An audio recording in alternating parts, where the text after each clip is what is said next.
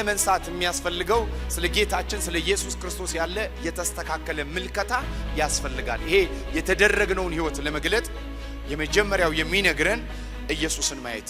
ዮሐንስ በ3 ዓመት ተኩል ኢየሱስን በምድር ያውቀዋል። አሁን ግን ያረገውን ነው ያያያል። አሁን ግን በሰማይ የተቀመጠው ነው። አይኖቹ እንደ እሳት ነበልባል የሆኑ እግሮቹ እንደ ጋለና ሲሆኑ አልፋና ኦሜጋ የሆነ በፊተኛው ሲመለከት በአህያው ውርንጫላ ላይ ተቀምጦ የመጣው አይደለም። የወጉት እያዩ ባምባ ላይ ፈረስ ተቀምጦ የሚመጣ ብርቱ ኢየሱስ ነው። አሁን የመጀመሪያ ለማሸነፍ እይታ ላይ ነው የሚጨርሰው። የድል ህይወት የመጀመሪያው ፐርስፔክቲቭ ላይ ነው የሚጨርሰው፣ ኢንሳይት ላይ ነው። ስለዚህ እግዚአብሔር ለድል ህይወት የመጀመሪያ ምን ጠይቀው ምን ታያላችሁ? ድል የሚነሱ ነገሮች ክፉ ልምምዶች ሊሆኑ ይችላሉ፣ ኃጢአት ሊሆን ይችላል፣ ማጣት ሊሆን ይችላል፣ ድህነት ሊሆን ይችላል፣ whatever situation ሊሆን ይችላል። ግን የመጀመሪያው ነገሩን ፌስ የምናደርግበት ስታንዲንግ ወይም አቋማችን ነው መስተካከል ያለበት። ያንን አቋም የሚሰጠን መንፈስ ቅዱስ ነው።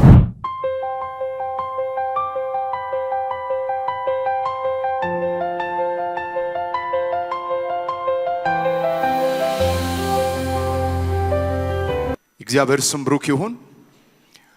ባለፈው ሳምንት በተወሰነ ደረጃ ለማውራት የጀመርኩትን የድል ነሺ ህይወት ዛሬ እንቀጥላለን። መጽሐፍ ቅዱሳችን ላይ ሁላችንም በዮሐንስ በአንደኛ ዮሐንስ መጽሐፍ ምዕራፍ 5 ላይ እንደገና ደግሞ በራእይ መጽሐፍ ምዕራፍ 2 እና ምዕራፍ 3 ላይ ማዕከል ያደረገን ሐሳብ እንመለከታለን። አንደኛ ዮሐንስ ወንጌል ምዕራፍ 5 ቁጥር 4 ላይ የእግዚአብሔር ቃል እንዲህ የሚል ቃል ትመለከታላችሁ። አንደኛ ዮሐንስ ምዕራፍ 5 ቁጥር 4 ላይ አሸናፊዎች ተደርጋችኋል ወይም በክርስቶስ ኢየሱስ አሸናፊ ነን የሚል ቃል ትመለከታላችሁ፣ ወይም አሸንፋችኋል የሚል ቃል እንመለከታለን። በራእይ መጽሐፍ ምዕራፍ 2 እስከ ምዕራፍ 3 ደግሞ ለሰባቱ አብያተ ክርስቲያናት በተጻፈው ላይ ድል ለሚነሳ ወይም ለሚያሸንፍ ተብሎ ተጽፏል። በእነዚህ የሁለት መጽሐፍቶች ክፍል ላይ ስንመለከት ራሱ ዮሐንስ ነው የጻፋቸው። በራእይ መጽሐፍ ላይ ለሰባቱ አብያተ ክርስቲያናት በሚጻፈው መልእክት ላይ ሰባቱ አብያተ ክርስቲያናት ኤግዚስት ያደረጉ የነበሩ ቤተክርስቲያኖች ናቸው። ነገር ግን ክፍሉ ላይ ስንመለከት በብዙ ሰልፍና በብዙ ተግዳሮቶች የሚያልፉ ቤተክርስቲያኖች ናቸው። ስለዚህ እነዚህም ቤተክርስቲያኖች ድል ለነሳ የሚል መልእክት እንመለከታለን። አንደኛ ዮሐንስ ደግሞ ምዕራፍ 5 ከእግዚአብሔር የተወለደ ደግሞ ድል እንዳደረገ ይነግረናል። ስለዚህ ድል ነው ያደረግነው ወይስ ድል ነው የምንነሳው? እነዚህ ሁልጊዜ በመጽሐፍ ቅዱሳችን ላይ ተደርጋችኋልና አድርጉ የሚሉ ሁለት የተለያዩ የሚመስሉ ግን በአንድ አይነት ሐሳብ ውስጥ ያሉ ቃላቶችን እንመለከታለን። እነዚህን ሐሳቦች በደንብ ለመረዳት እንድንችል ምናልባት ምሳሌ መግቢያ ምሳሌ ቢሆን መንጃ ፍቃድ የያዘ ሰው ሁሉ ህጋዊ መብት አለው መኪና የመንዳት። መንጃ ፍቃድ ያለው ሰው ሁሉ ግን መኪና በደንብ ላይ ነዳ ይችላል። ስለዚህ አንደኛው መንጃ ፍቃድ መኖሩ ሌጋል ራይትን ሲያመለክት፣ መኪና አለመንዳቱ ደግሞ ኤክስፒሪየንሻል ወይም ልምምድ ሌቭልን ያሳያል። በክርስቶስ የተደረግናቸው ነገሮች በሙሉ ያለኛ በመወለድ የሆናቸው ሌጋል ወይም ደግሞ በክርስቶስ ስንወለድ የተደረግናቸው መብቶች ናቸው። በዚህ በአንደኛ ዮሐንስ ላይ የምናየው መብትን አመልካች ሲሆን 5:4 ላይ በራእይ መጽሐፍ ምዕራፍ 2 እና ምዕራፍ 3 የምንመለከተው ደግሞ ልምምድን አመልካች ነው። ይሄ ተደርገናል፣ ሆነናል፣ ተሰጥቶናል፣ አለን፣ ከክርስቶስ ጋር ተካፍለናል የምንለው ህይወቶችን የመግለጥ ህይወትን አመልካች ነው። ስለዚህ አንድም መደረግን በክርስቶስ በማመን የተደረግናቸው ሲሆኑ፣ ሁለተኛው ነገር ግን የምንመለከተው ይሄ ተደርገናል የምንለውን የልምምድ ህይወት እንመለከታለን። በዚህ የልምምድ ህይወታችን ውስጥ ቁልፍ የሆኑ ነገሮችን እናያለን። ይሄ ለመሆን ሳይሆን የሆናቸውን ለመግለጥ የሚያስፈልጉ ወይም በክርስቶስ ያገኘናቸውን ድሎች ለመግለጥ የሚያስችሉ ነገሮችን እንመለከታለን። ድል አድርጉ ከተባለ ድል የሚደረጉ ነገሮች አሉ ማለት ነው። ድል የሚደረጉ ነገሮች አሉ። በእነዚህ 7 ቤተክርስቲያናቶች ውስጥ ከሁለቱ በስተቀር በተለያየ ሰልፍ የሚያልፉ ቤተክርስቲያኖች ናቸው። የተለያየ ሰልፍን የሚያስተናግዱ ቤተክርስቲያኖች ናቸው። ስለዚህ ለነሱ ድል ለነሳ ድል ለነሳ የሚል ቃል ትመለከታላችሁ። አንደኛ ዮሐንስ 5 ላይ ደግሞ ድል ነስታችኋል የሚል ቃል እንመለከታለን። እና በህይወታችን ውስጥ ሁሉ ጊዜ ድል ነስተናልና ድልን እንነሳለን ሳይጣረዙ በህይወታችን ውስጥ ፓራዶክሲክ የሚመስሉ በተቃርኖ የተቀመጡ የሚመስሉ ዳይሌክቲክ ይባላል በነገረ መለኮት ዳይሌክቲካል አፕሮች የሚቀራረኑ የሚመስሉ ግን በአንድ ሐሳብ ውስጥ ያሉ ነገሮችን እንመለከታለን። የሚለያዩ ይመስላሉ ግን ተያያዥ የሆኑ ሐሳቦች ናቸው። እነዚህን በተጣመረ ሁኔታ እንመለከታለን። ስለዚህ አንዱ ህጋዊ መብታችንን ነው፣ ሁለተኛ በተጨባጭ ያለውን ልምምዳችንን አመልካች ቃል ይሆናል ማለት ነው። ስለዚህ በነገረ መለኮት ፖዚሽናል ስታንድ እና ፕራክቲካል ስቴት ወይም ፕራክቲካል የሆነ ኤክስፒሪየንሻል ሌቭል ያለ የህይወት ስርዓታችንን አመልካች ነው። ይህንን ድል ለመለማመድ የዮሐንስ ራእይ ባለፈው ሳምንት የጀመርነው የሚናገረው የመጀመሪያው ድል ለመንሳት የሚያስፈልገው ስለ ጌታችን ስለ ኢየሱስ ክርስቶስ ያለ የተስተካከለ ምልከታ ያስፈልጋል። ይሄ የተደረገውን ህይወት ለመግለጥ የመጀመሪያው የሚነግረን ኢየሱስን ማየት ክፍሉ ራሱ ሲጀምር የዮሐንስ ራእይ ይላል ወይም the unveiled Christ። ዮሐንስ በ3 ዓመት ተኩል ኢየሱስን በምድር ያውቀዋል። አሁን ግን ያረገውን ነው ያያየ ያለው። አሁን ግን በሰማይ የተቀመጠው ነው። አይኖቹ እንደ እሳት ነበልባል የሆኑ እግሮቹ እንደ ጋለና ሲሆኑ አልፋና ኦሜጋ የሆነ በፊተኛው ሲመለከት በአህያው ውርንጫላ ላይ ተቀምጦ የመጣው አይደለም። የወጉት እያዩ ባምባ ላይ ፈረስ ተቀምጦ የሚመጣ ብርቱ ኢየሱስ ነው አሁን የሚያየው። ስለዚህ በትንሳኤ የተገለጠውን ክርስቶስ ማየት ወይም ደግሞ ክርስቶስ ኢየሱስ በትንሳኤ ያለውን ማንነት ቪዥዋላይዝ ማድረግ ነው አንዱ የድል ምልክት። ስለዚህ ወደ ድል ለመሄድ ስለ ክርስቶስ ያለን ስቴት አሁን በግርግም የተወለደ አይደለም። አሁን መልካምና በኢየሩሳሌም በገሊላ የሚሄድ የሚሰደብ የሚነቀፍ ኢየሱስ አይደለም። የሚገዛ የተገለጠ ስልጣን በሰማይና በምድር የተሰጠው በአባቱ ቀኝ ሁሉን ጨርሶ በሰማይ በምድርና ከምድር በታች የሚገኙትን ጉልበቶች ያንበረከከ ኢየሱስ ነው። ስለዚህ የመጀመሪያ ለማሸነፍ እይታ ላይ ነው የሚጨርሰው። የድል ህይወት የመጀመሪያው ፐርስፔክቲቭ ላይ ነው የሚጨርሰው፣ ኢንሳይት ላይ ነው። ስለዚህ እግዚአብሔር ለድል ህይወት የመጀመሪያ ምን ጠይቀው ምን ታያላችሁ? ማንን ኢየሱስ ስላችኋል? በቅፍ ያለ ኢየሱስ አይደለም፣ ሁሉን ያቀፈ በሁሉ ላይ የሚገዛ ኢየሱስ። ስለዚህ የመጀመሪያ እይታችን ይሄንን ነው። ዮሐንስ ሲናገር ኢየሱስን በልዩ ክብር ሲገልጠው እንመለከታለን። በሌላ መጽሐፍ የማናገኘው በሌላ ተጽፎ የማናገኘው አንቬልድ የሆነውን ክርስቶስ ሲመለከት እንመለከታለን። በሰባቱ አብያተ ክርስቲያናት መልእክት ላይ ኢየሱስን ኤግዛልትድ ሲያደርገው እንመለከታለን። ክብር ሁሉ ለኢየሱስ ይሁን። ምዕራፍ 1 ቁጥር 12 እስከ 18 ኃይለኛ ስልጣን ያለው ጌታ ሆኖ ኢየሱስ ተመለከታላችሁ። በሰባቱ መቅረዞች የሚመላለስ የቆመ የእሳት ነበልባል የሆነ አይኖች ያሉት ድምፁ እንደ ብዙ ሆኖች የሆነ በጠቅላላው የፍርድና የስልጣን አቅም ያለው ኢየሱስን ተመለከቱታላችሁ። ይሄንን ለደቂቃ ቪዥዋላይዝ ብታደርጉት አጠገባችሁን ትረሳላችሁ፣ ችግራችሁን ትረሳላችሁ፣ ወይም ትንሽ ይሆንባችኋል። ለምን? የገዘፈ የተለቀ የከበደ ኢየሱስን እንመለከታለን። ኢሳይያስ ትዝ ይላችኋል።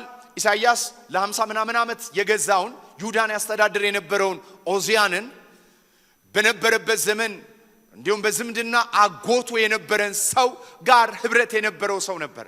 ስለዚህ ኦዚያን ከሞተ በኋላ የይሁዳ ግዛት በኢኮኖሚና በፖለቲካ ጫፍ የደረሰ ምንም እንኳን በሞራል ዲክላይን ቢያደርግም ይሄ ማህበረሰብ በኦዚያን አማካይነት ትልቅ ቦታ የደረሰ ግን የኦዚያን መቀሰፍ በእስራኤል ላይ ትልቅ ክፍተት ይፈጠራል፣ ጋፕ ይፈጠራል። በፊት የነበረውን መደገፊያ የተወሰደበት ማህበረሰብ እግዚአብሔርን ረጅምና ከፍ ባለ ዙፋኑ ላይ ያየውታል። ይሄ መገለጥ ነው። ኢየሱስ ማነው? ኢሳይያስ ከኦዚያን ጋር ያለውን ግንኙነት የነጠለው እግዚአብሔር ከችግሮቻችን ጋር የሚነጠለን በግዝፈቱ ነው፣ በትልቅነቱ ክርስቶስን በመሳል ነው። ስለዚህ የመጀመሪያው ራእይ መጽሐፍ ላይ የምትመለከቱት ኢየሱስን የሚገዛ ጌታ፣ ሁሉን ቻይ ጌታ አድርጎ ሲገልጠው እንመለከታለን። የጌታ ስም ብሩክ ይሁን። ይሄ በሰባቱም ቤተክርስቲያኖች ላይ በተለያየ መልኩ ኢየሱስን ሲያስተዋውቃቸው ይሄንን መገለጥ ሲነግራቸው እናያለን። ችግራቸውን ድካማቸውን ከማውራታቸው በፊት ወይም ከችግራቸው እንዴት መመለስ እንዳለባቸው ከመናገሩ በፊት ኢየሱስን አግዝፎ ሲስለው እንመለከታለን። ለኤፌሶኖች ኢየሱስ ክርስቶስ ፍቅር የለሽ ለነበረችው ቸርች ኢየሱስ ክርስቶስን በመቅረዞች መካከል የሚመላለስ መቅረዞቹን በእጁ የያዘ የሚመላለስ የሚያይ ጌታ። እነዚህ ሰባቱ አብያተ ክርስቲያናቶች ስለራሳቸው የሚሉት አላቸው። ዓለም ስለነሱ የሚለው አለ። አሁን የክርስቶስ ኢየሱስ መገለጥ ግን ዓለም ከሚለው ራሳቸውን ከሚሉ የሚያወጣ መገለጥ እንደሆነ ትመለከታላችሁ። ኤፌሶን ፍቅር የሌላት ቤተክርስቲያን፣ ጴርጋሞን በዶክትሪን ኮምፕሮማይዝ ያደረገች ቤተክርስቲያን፣ ቲያጥሮን የሞራል ዲክላይን ውስጥ ያለች ቤተክርስቲያን፣ ሰርዴስ ዴድ የሆነች መንፈሳዊ ፈርቨንሲና ግለት የጣለች ቤተክርስቲያን፣ ሎዶቅያ ግዴለሽ ኬርለስ የሆነች ቸርች ትመለከታላችሁ። ስለዚህ ዮሐንስ በራእይ መጽሐፍ ላይ ለነዚህ ቤተክርስቲያኖች ኢየሱስን ከሃይማኖት ለማውጣት ከሞት ስርዓት ለማፋታት ኮምፕሮማይዝ ከማድረግ ለማውጣት ኢየሱስን ከፍ ሲያደርግ ትመለከታላችሁ። የቀዘቀዘ ፍቅር ላላት ሰባቱን መቅረዝ በእጁ የሚይዝ የፍቅርን ጌታ ከፍ አድርጎ ሲናገር ትመለከታላችሁ። እውነት በእጇ የወደቀ ሀብታም ነኝ የምትል በሪላቲቭ ኮምፕሮማይዜሽን በፖስት ሞደርኒዝም ለታጠረች ቤተክርስቲያን እውነትን በራሷ መነጽር ለምትመለከት እውነት የሆነውን ከፍ ያለውን ጌታ በመከራና በችግር ውስጥ ለምታልፍ ከአፉ በሁለት አፍ የተሳለ ሰይፍ የሚወጣ እያለ ኢየሱስን እያገዘፈ ኢየሱስን እያተለቀ ኢየሱስን እያሳለ እንመለከታለን። በህይወታችን ለማሸነፍ የመጀመሪያው መገለጥ ነው፣ ክርስቶስን ማየት ነው። ሰው ለማሸነፍ ከተሸነፈበትም ወይም ከተገዳደረው ነገር ለመውጣት የመጀመሪያው ነገር ክርስቶስ ኢየሱስን በውበትና በክብር ማየት ይጠበቅብናል። የሚገርማችሁ ይሄንን ኢየሱስ ክርስቶስ መንፈስ ቅዱስ እንደ ችግራችን ነው የሚስለው። በሰልፍ ውስጥ ለሚያልፍ የክርስቶስ ኢየሱስን ሰይፍ፣ በመቀዝቀዝ ውስጥ ለሚያልፍ የክርስቶስ ኢየሱስን እሳት፣ ሙቀት፣ ግለት ይናገራል። ስሙ ይባረክ። ባለፈው ሳምንት ይህንን ነው ለመናገር የሞከርኩት። በቀኝ እጁ 7 ከዋክብቱን የያዘ በሰባቱ መቅረዞች መካከል የሚመላለስ ለሰምሬኔስ ሲገለጥስ ምን ብሎ ነው የተገለጠው? ክርስቶስ የተገለጠበትን ራእይ መጽሐፍ ምዕራፍ 2 ቁጥር 8 ላይ ፊተኛውና የመጨረሻው የሞተውም ሕያው የሆነው ቤተክርስቲያኗ በምን ታልፈ ነበር? በከባድ ሰልፍ በከባድ መከራ ውስጥ ነው የምታልፈው። በችግር ውስጥ ይሙቱ ይኑሩ አያውቁም። ግን እንደዚህ ይላቸዋል፣ ሞት ተረቷል፣ ሞትን አሸንፌያለሁ የተነሳ ኢየሱስን ሲናገር ትመለከታላችሁ። የጴርጋሞን ቤተክርስቲያን ክርስቶስ የተገለጠበት ስለታም አፍ ያለው ኮምፕሮማይዝ ስለምታደርግ መለየት ስላቃታት፣ ጨለማን ከብርሃን ሞት ከህይወት ጥፋትን ከክብር መለየት ያቃታት፣ ቅድስናን ከጽድቅ መለየት ላቃታት ቤተክርስቲያን ከሁለት አፍ ሰይፍ ዳይሴክት ማድረግ የሚችል የከበረውን ከተዋረደው የሚለይ ኢየሱስን ትመለከታላችሁ። ያን ጊዜ ነው ሴፓሬት ማድረግ የምንችለው። የከበረውን ከተዋረደው የምንለየው በዚህ መልክ ነው፣ በክርስቶስ ኢየሱስ መገለጥ ውስጥ ነው። የቲያጥሮንም ቤተክርስቲያን 2:18 ላይ ስትመለከቱት ክርስቶስ የተገለጠበት መልክ እንደ እሳት ነበልባል ያሉ አይኖች ያሉት እግሮቹ እንደነጠረ ናስ የሆነ የእግዚአብሔር ልጅ ይላል። ሃሌሉያ።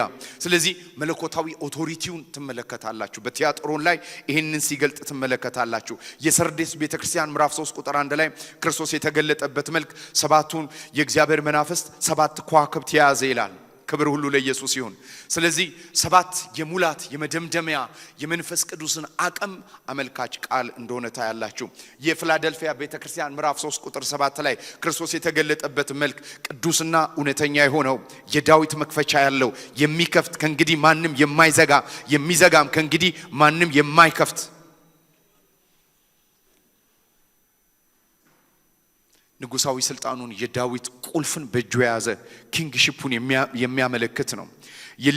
የሎዶቅያን ቤተክርስቲያን ራእይ 3:14 ላይ ስትመለከቱ ክርስቶስ የተገለጠበት አሜን ታማኝ እውነተኛ ምስክር የእግዚአብሔር ፍጥረት መጀመሪያ ይለዋል። ስለዚህ ማዕረጎቹ የሎዶቅያ ራስን የማታለል የዲሰፕሽንን ስፒሪት ከቤተ ክርስቲያኗ ለመስበር ይህንን እንደገለጠ እንመለከታለን። ዛሬ የህይወት ለውጥ የሚጀምረው ከግብር አይደለም ከመገለጥ ነው። ስለዚህ ነው የልቦና አይኖቻችን እንዲበሩ የሚያስፈልገው። ይሄ የልቦና አይኖቻችን እንዲበሩ አይኖቻችን እንዲከፈቱ ምንድነው የሚያስፈልገን? በደንብ ስሙኝ። ክርስቶስ ኢየሱስ አንዳንድ ጊዜ አሁን ይሄ 40 ቀን ጾም ጸሎት ስንገባ ስንጸልይ የሆነ ነገሮችን ስናደርግ ብዙ ጊዜ ሰዎች ሲቸገሩ እመለከታለሁ። አንድ ነገር በጣም አውቁ። ሁሉ ጊዜ በህይወታችን ልንመስለው የሚገባ አንድ አካል ክርስቶስ ኢየሱስ ክርስቶስ በምድር ላይ ይጸልይ ነበር። አዎ ስንት ቀን ይጸልይ ነበር? 40 ቀንና 40 ሌሊት ከሰፈር ወጥቶ ከአካባቢው ወጥቶ ለ40 ቀንና ለ40 ሌሊት ኢየሱስ ጸልዩዋል። ያ የክርስቶስ የህይወት ሥርዓት ህይወታችሁ ላይ ሲገባ እንደ ኢየሱስ ነው የሚገልጣችሁ። በኋላ ላይ መጣበታለሁ።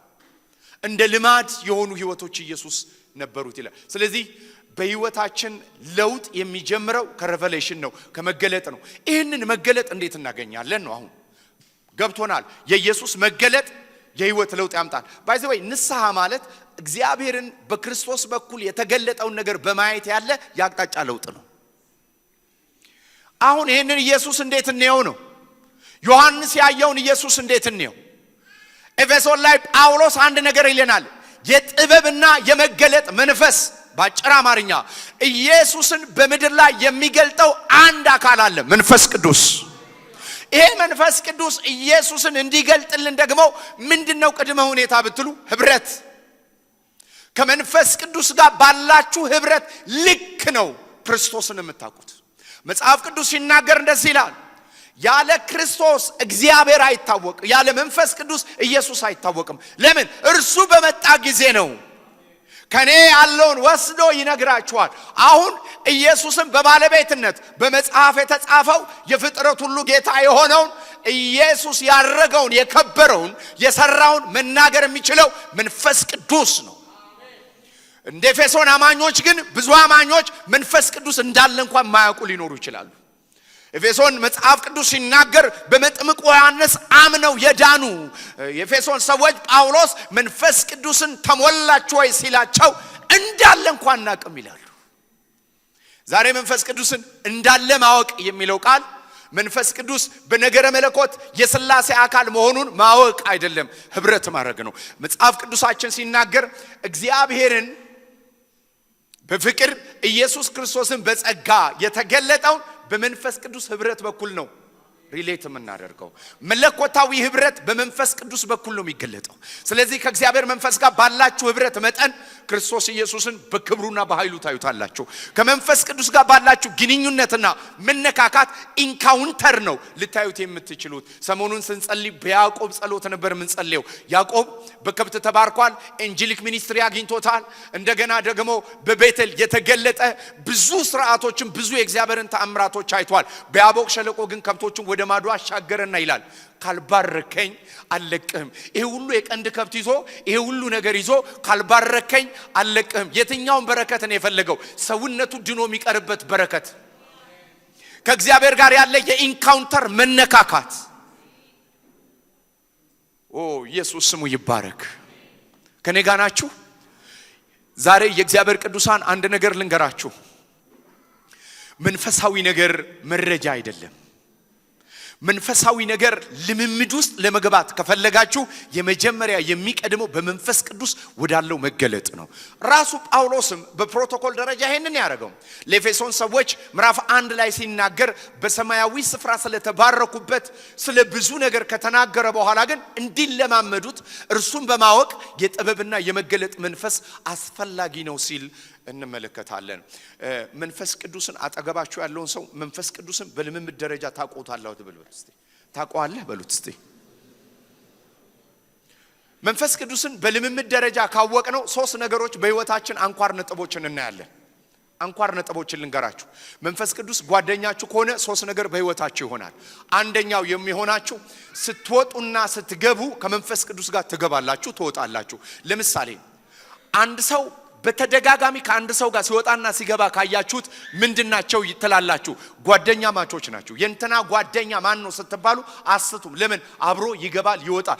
መንፈስ ቅዱስ ምልልስ ይፈልጋል። walk of the spirit የምንለው እሱ ነው። በመንፈስ መመላለስ ማለት መንፈስ ቅዱስን እንደ ጓደኛ አብሮ መግባት አብሮ መውጣት ማለት ነው። ሁለተኛ ከመንፈስ ቅዱስ ጋር እንዳላችሁ በወክ ብቻ አይደለም የሚታወቀው። ከመንፈስ ቅዱስ ጋር ያለን ሁለተኛው ግንኙነታችን በምን ይገለጣል? በስጦታ በሉኝ እስቲ። ከኔ ጋር ናችሁ? በምን ይታወቃል? በስጦታ። ጓደኛ ማቾች ቅርርባቸው የሚታወቀው በስጦታ ነው። ጊፍት ሼር ያደርጋሉ። መንፈስ ቅዱስ ጓደኛችሁ ከሆነ መንፈስ ቅዱስ እንደወደደ ስጦታ ያድላል። ሶስተኛ መንፈስ ቅዱስ ጓደኛችሁ ከሆነ ሌላ መታወቂያ ያለው ማንኛውም ጓደኝነት በተለይ በተቃራኒ ጾታ ያለ ጓደኝነት በምን ይገለጣል? በፍሬ፣ በልጅ፣ በፍሩት ይገለጣል። ከመንፈስ ቅዱስ ጋር ጓደኛ ከሆናችሁ ሌላ የሚያስታውቀው ፍሬያችሁ ነው። ኢንቲሜሲ በፍሩት፣ ኢንቲሜሲ በጊፍት፣ ኢንቲሜሲ በወክ ይገለጣል። ከመንፈስ ቅዱስ ጋር ያለ ግንኙነት በወካችሁ፣ በጊፍት እናንተ ህይወት ላይ በሚሰራው ጊፍት ስጦታው የመንፈስ ቅዱስ ስጦታ በሌላ አማርኛ ለተፈጥሮ የሆነ ገዛ ተራራን የሚያፈልስ ሙታን የሚያስነሳ ህልም ራእይ መገለጥ ጥበብ ዕውቀት ሃሌሉያ ይሄ የእግዚአብሔር መንፈስ ስጦታና ጊፍት በህይወታችሁ ኦፕሬት ያደርጋል። ሙሉ ጊዜ ጎዶሎ ጊዜ ስለሆናችሁ አይደለም፣ ጓደኛው ስለሆናችሁ መንፈስ ቅዱስ ስጦታ ይሰጣችኋል። ባይዘው መንፈስ ቅዱስ ደስታው በመስጠት ውስጥ ነው። አይናችሁን ይከፍታል፣ ጆሮዎቻችሁን ይከፍታል። ሶስተኛ ከመንፈስ ቅዱስ ጋር ህብረት ካላችሁ በፍሬ ትገለጣላችሁ።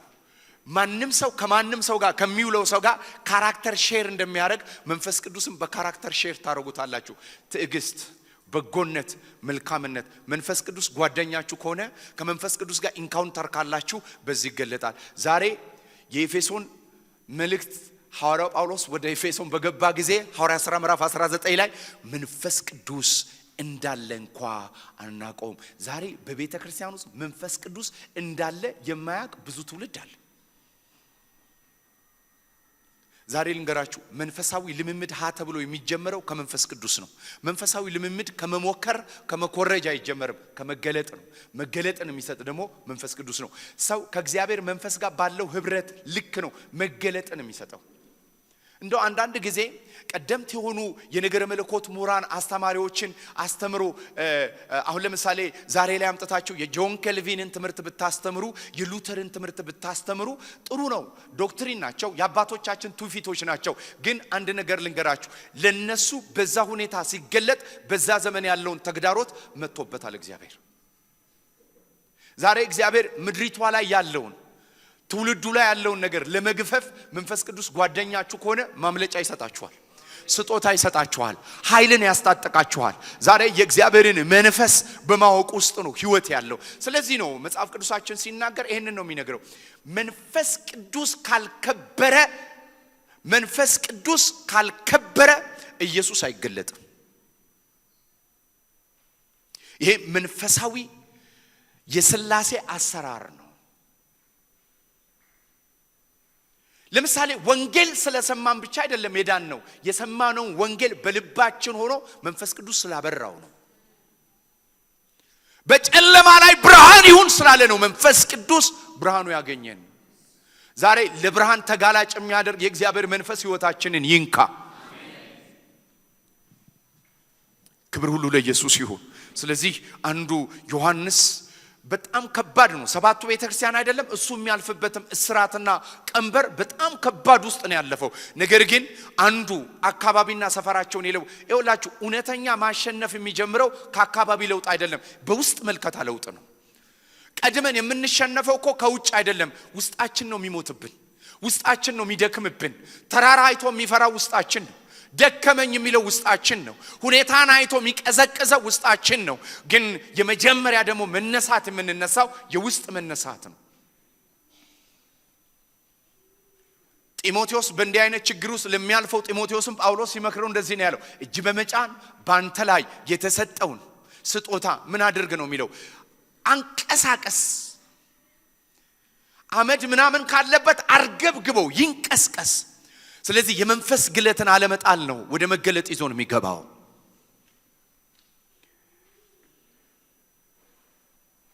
ከመንፈስ ቅዱስ ጋር ህብረት እንድናደርግ ከእግዚአብሔር መንፈስ ጋር ህብረት እንድናደርግ ልምምድ ያዳበርን ከሄድን የድል ምዕራፍ ውስጥ እየገባን ነው ድል እየጀመረን ነው ለምን መንፈስ ቅዱስ የመጀመሪያው ከእግዚአብሔር መንፈስ ጋር ስንለማመድ ህብረት ስናደርግ መንፈስ ቅዱስ ከራስ ወስዶ አይደለም ከኔ ወስዶ ያወራችኋል ነው የሚለው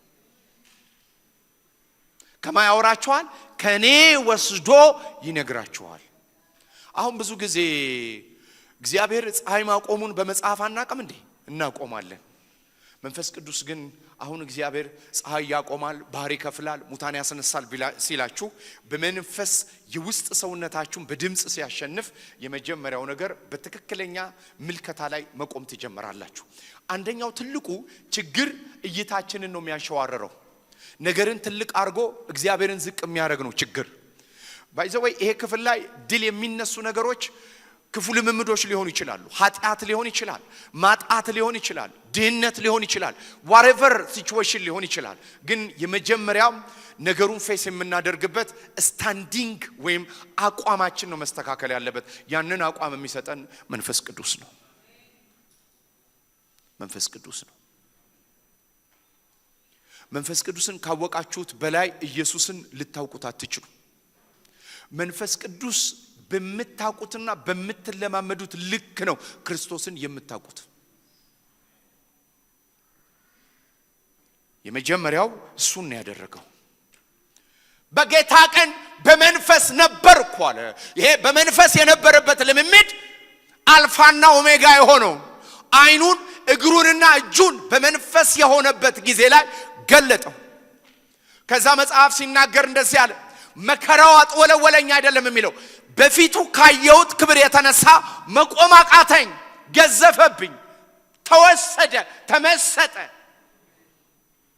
ሃሌሉያ ተወሰደ ወጣ ከችግሩ ከፔን ወጣ ችግሩ ከሚያስቀምጥበት ሲቹዌሽን እና ሰርከምስታንስ አምልጦ ወጣ የመጀመሪያ እግዚአብሔር ችግርን ከመምታቱ በፊት ከችግሩ እናንተ ማውጣት ነው ይፈልገው ከመከራው አካል ከመሆንኛን ያወጣል ስለዚህ ዮሐንስ ከሚያልፍበት የፍጥሞ ደሴት የስራት መከራ ውስጥ እግዚአብሔር በመገለጥ አቅም ነጥቆ አወጣው ምክንያቱም በጌታ ቀን በመንፈስ ነበርኩ ይላል በእግዚአብሔር መንፈስና በእግዚአብሔር ሐለዋት ውስጥ ሆኖ መውጣት ጀመረ ዛሬ የእግዚአብሔር ቃል ያነበባችሁ በመንፈስ መሆን መኪና እየነዳችሁ በመንፈስ መሆን እየጸለያችሁ በመንፈስ መሆን እያገለገላችሁ በመንፈስ መሆን ይብዛልን አሜን ነው እግዚአብሔር ያወቅነውን ያህል ነው ምንደፍረው እግዚአብሔርን ያየነውን ያህል ነው ችግሮችንም እንደፍረው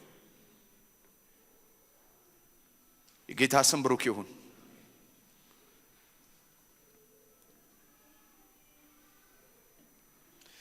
ሁለተኛ የድል ነሽ ህይወት ከእይታ ቀጥሎ ድል ለመንሳት ካስፈለገ የራእይ መጽሐፍ ምዕራፍ 12 ቁጥር 11 ላይ እንዲህ የሚል ቃል አለ እነርሱም የበጉን ደም የምስክርነታቸውን ቃልና ነፍሳቸውን እስከሞት ድረስ ሳይወዱ በመታው አሸነፉት ይላል ድል ነሱት ሌላ ሶስት የድል መንሻ መንገዶችን ይነግረናል አንደኛው ቅድም እንደነገርኳችሁ ማየት ነው ሁለተኛ የበጉ ደም ነው የማሸነፊያ መንገድ ሶስተኛ የምስክርነት ቃል ነው አራተኛ ነፍሳቸውን እስከሞት ድረስ አለመውደዳቸው ነው ድል እንዲነሱ ያደረጋቸው this is the four key revelation ላይ ራእይ ላይ የሚነግረን የድል ቁልፎች እነዚህ ናቸው አንደኛ ክርስቶስን በውበትና በግርማ በመንፈስ ቅዱስ አማካይነት ማየት ነው ሁለተኛ መስቀሉን መመልከት ነው የበጉ ደም የሚለን መስቀሉን ነው ሶስተኛ በተገለጠ ህይወት አራተኛ በማይደፈርስና በማይቀዘቅስ ፍቅር ስናወርዳቸው እንደዚህ ናቸው ያሸናፊነት ህይወት አንደኛው መገለጥ ነው ሁለተኛው መስቀሉ ነው ቴሌዎስ ተሰርቶ ያለቀ ጠላት የተሸነፈበት ይኸውላችሁ የኢየሱስ መስቀል እንደው የኢየሱስ መስቀል እንደዚህ የተሰቀለውን መስቀል ዳምፔል አርጋችሁ አስቡት እንዲህ የሚነሳ ዳምፔል ኢየሱስ መስቀል ላይ የዓለምን ሁሉ መከራ ነው አነሳው እንዲህ አለ አሸነፍኩት አነሳሁት አለ 700 ምናምን 800 ፓውንድ የሚመዝን የዓለምን ሁሉ ኃጢአት የዓለምን ሁሉ ጉስቁልናና የዓለምን ጨለማ ብድግ አረገና ጠረቀው። ከዚህ መስቀል ጋር መተባበር ሲጀምር 60 ፓውንድ አያስደነግጥም። ለምን? 700 ፓውንዱ ጋር ነው ህብረት ያለ። ከክርስቶስ ጋር ነው አብረ የሞትከው። ለ60 አይደለም ለ700 ፓውንዱ አብረን። ይሄንን ነው አይደንቲፊኬሽን የምንለው። ይሄንን ነው ትብብር። ስለዚህ መስቀል የህይወታችሁና የኑሯችሁ ማዕከል መሆን ሲጀምር ቪክትሪ በህይወታችሁ ይጀምራል። እግዚአብሔር በዓለም ላይ ያለውን ጨለማ ያሸነፈው ከዓለም ጋር ተወዳድሮ አይደለም። ዓለም መሸነፍ በሚለው መንገድ ጥበብና ዕውቀቱን ገልጦ ነው ያሸነፈው። መስቀል የሽንፈት ቦታ አይደለም። መስቀል ምራቅ የሚመጠጥበት ሐዘን የሚገለጥበት ቦታ አይደለም። ቴሌዎስ የሚወራበት ነው። paid in full ጨረስኩ፣ አከናወንኩ፣ ፈጸምኩ ያለበት ቦታ ነው። መስቀል ዳምፔል ነው። እግዚአብሔር ያልፈጠረውን ነገር በሙሉ አንስቶ የጠረቀበት። አነሳውት አለ ጌታ። ተሸከምኩት። መከራ ነው፣ ጨለማ ነው፣ ማግኘት ነው፣ ማጣት ነው፣ ስደት ነው፣ መከራ ነው፣ እስራት ነው፣ ሱስ ነው፣ ኃጢአት ነው። አንስቶታል ኢየሱስ። መስቀል ላይ ስትመጡ ያልተሸነፈ ነገር የለም።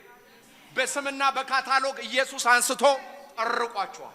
ስለዚህ ሁለተኛው የማሸነፊያው መንገድ ፎከስ ኦን ዘ ክሮስ። ችግር ላይ አይደለም፣ ችግሩ የተሸነፈበት መስቀል ላይ። መጽሐፍ ቅዱስ እንደዚህ ይላል፣ በቀረው በጌታና በኃይሉ ችሎት የበረታችሁ ሁኑ፣ የዲያብሎስንም ሽንገላ ትቃወሙ ዘንድ የእግዚአብሔርን ዕቃ ጦር ሁሉ ልበሱ ይላል። የመጀመሪያው የዕቃ ጦር አእምሮአችን እንዲያዝበት የተፈለገበት የመዳን ቁር ይለዋል። የመስቀሉ ስራ ነው አሁን አእምሮአችን ላይ መያዝ ያለበት። ተከፍሏል። ስለዚህ ይሄንን ማሰብ ስንጀምር ለማሸነፍ አይደለም፣ ካሸነፍ ነው እንነሳለን።